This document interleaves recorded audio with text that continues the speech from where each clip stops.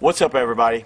I'm back, and in this video I'm gonna go over what I do when I try to find like extra outfitting, or when you need like extra parts. Say you've got a boat that has a broken seat, broken thigh brace, or you've got a shell where you just want to put something together. Or the best thing is when you have an old school kayak and you're wanting to upgrade the outfitting to more of a new school. And Dagger by far has the best outfitting for that reason, the rotomolded, the contour ergo outfitting. And here's a little tip for you guys on what I do when I look for outfitting. I'm always watching on like Facebook Marketplace and just Facebook in general. And I had seen a guy lost a boat on the Chattooga. And this was 3 days ago, and he swam, I guess he swam sock 'em dog. The boat was full of water, went to the bottom of the river and got stuck. Did not get it back. He eventually had to hike out without a kayak. Cut to 3 days later, which was yesterday, I seen someone post that, hey, we found a boat and we pulled it up on the shore, and I seen it and I was like, dude, if I can. So I hit the guy up. So the picture on the Facebook page, when I seen it, I was like, wow, look how good. So underwater, look how good this deck, look this, where the rotomolded step out pillar is, where the rotomolded seat, all of this, look how well this held up, being full of water, pinned under the river, pinned at the bottom of the Chattooga River for 3 days, just being pounded on. And this boat right here is a Dagger Nomad medium. And you can see the condition of the deck. So look how nice that is. There's only one problem. He had stern airbags in it, but look at the condition of the stern of the boat. So let's just say the stern might have got the worst end of it. So this is what happened to the stern. Look at that. It broke the boat completely in half, right behind the seat. But look how well this part of the outfitting held up. Back band, thigh braces, ratchets, rotomolded seat, rotomolded pillar. Very impressive on how well all of this held up, except for the back. Now, you can look at this, and this is pretty bad break. And what's funny is, this is not actually the first time I've seen a boat blow in half on the river. So this isn't my first rodeo when it comes to kayaks blowing in half on the side of the going down a rapid. But this didn't blow in half going down a rapid. This was actually pinned underwater for a few days. I messaged the guy and I said, hey man, I seen that is that your boat in on the Chattooga? I think they found it. I will walk in. Oh, that's some hard wind blowing. Let's wait for that wind to blow. So I messaged him on Facebook and I told him, I was like, dude, I'll hike in and get the boat for you. I just want the outfitting out of it. You know, we'll make sure that the boat gets recycled. I use it for welding rods. I give welding rods away if anybody wants them. Just whatever. He messaged me back and he's like, oh, I went there and got it yesterday. So as soon as they posted it, he went and got the boat right away. And I was like, do you want the boat? And he said he has no use for it. He's like, if you want it, you can have it. I don't really need it. I was like, I want the outfitting. This is what I want. I need all of this. And I was like, dude, if you don't want it, I'll take it off your hands. So I met him this morning. I picked it up. He gave me a brief story.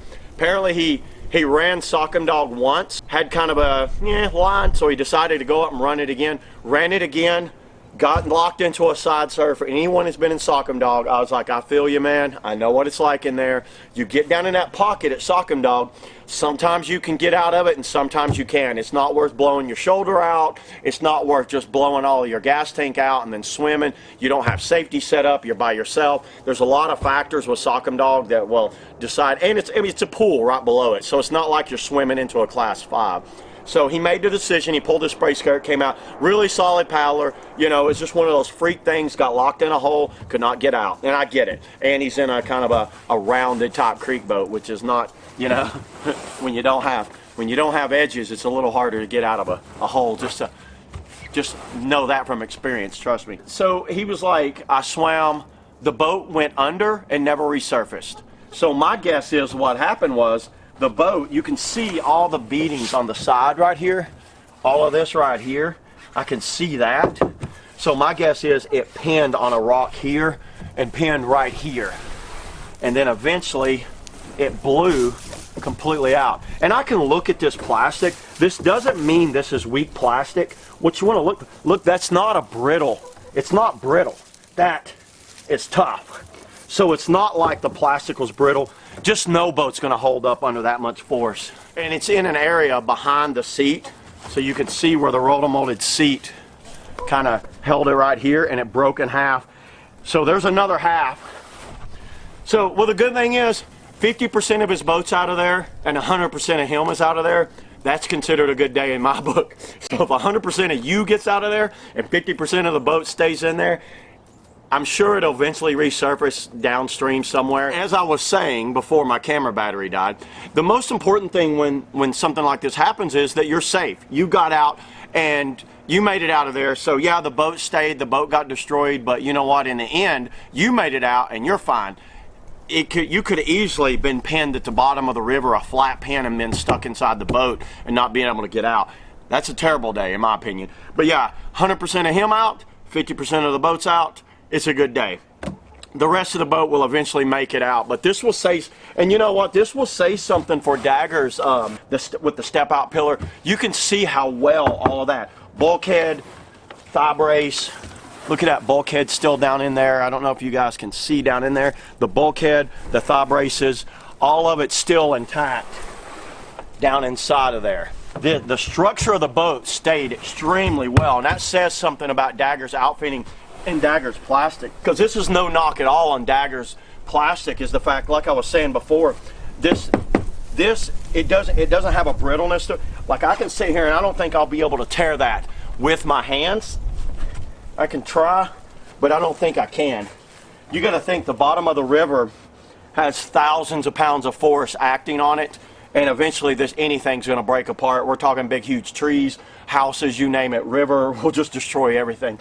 So yeah, the good thing is a lot of this outfitting I can reuse, so I do have a lot of extra outfitting. Ratcheted back band still works, all the ratchets, hip pads, leg lifter, step out pillar wall, all of that. Now I'll be able to reuse this outfitting because the outfitting's not compromised at all, and I'll figure out something to do with the shell. I don't know yet. I'm still thinking. I'll probably cut the shell up and make like some sort of planting thing out of it and use this for like welding rods or whatever. You guys leave in the comments what you think I should do with this boat. Tell me what you think I should do with 50% of a damn kayak. He just didn't want to haul it back to Virginia. He was like, you can just have it. He's like, dude, I got no use for it. You can just have it. And I was like, yeah, sure, I'll take it. So yeah, that's how I ended up with this boat. Funny story. I just thought I'd let you guys know. I love stories like this. I think it's funny. But my guess is, yeah, this boat got pinned at the bottom of the river. It broke in half. Shit happens. That's how it is. The good thing is everybody's safe. The boat's back. Maybe the rest of the boat will turn up. I don't know. Maybe the rest of it will float out of there. Maybe it still has airbags in it. What'd be funny is if half a boat is floating around with airbags down in the lake somewhere at the bottom of the Chattooga.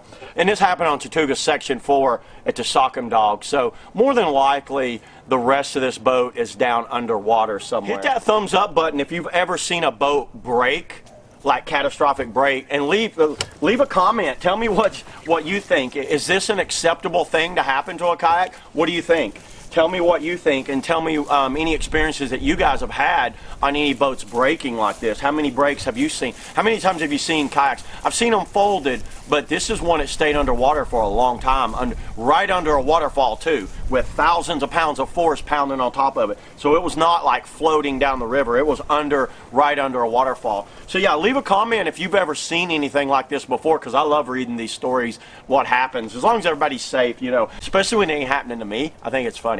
So it's like, wow, this is crazy. Sure, this outfitting will live on in some other boat. I'll use it. I'm sure I'll figure out something to do with all this outfitting in a slicey boat maybe out there. Thanks a lot, guys. Thanks for watching. And I do have some reviews coming up. So I've got some new boats and some new reviews coming up. So thanks for watching, and I'll catch you next time.